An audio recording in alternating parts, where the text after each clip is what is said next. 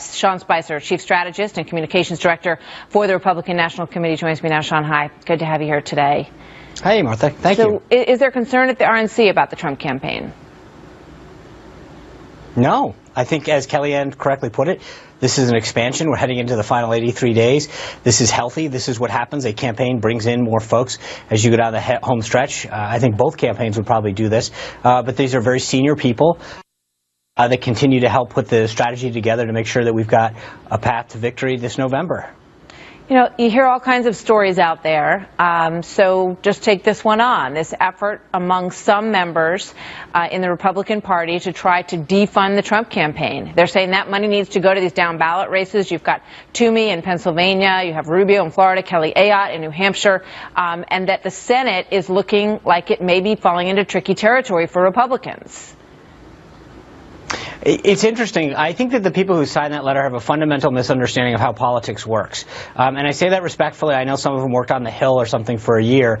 But the reality is you can't have a healthy down ballot without a healthy top of the ticket. If you care about the Senate, you need to care about the top of the ticket. In order to not only should we care about not giving the White House over to Hillary Clinton, but if you want to remain majorities in the House and Senate, we need a healthy and strong and vibrant and top of the ticket. There is no other way to run. And so any Republican that doesn't understand that, frankly, is helping to hand the keys not only to Hillary Clinton in the White House, but hand the Democrats the majority in the Senate. And that is a unbelievably dangerous situation. It's one thing to allow her to appoint nominees, but not to have Mitch McConnell in a Republican Senate to stop them. That would be treasonous by a Republican. I think Republicans need to understand that they are playing with fire when they do this. This is not a good strategy at all.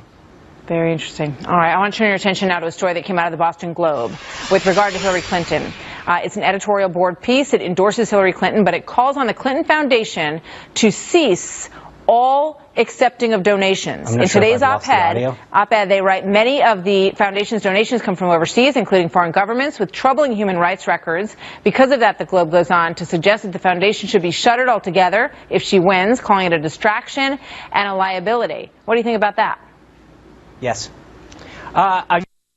There's no question the Clinton Foundation has raised some serious problems about the relationship that donors that were giving to the Bill and Hillary Clinton Foundation and the treatment they were receiving at the State Department. There is a lot that needs to be examined in terms of whether or not there were quid pro quos, what people got in return. We've already seen one instance of an individual with absolutely no credentials being appointed to a intelligence task force by the government.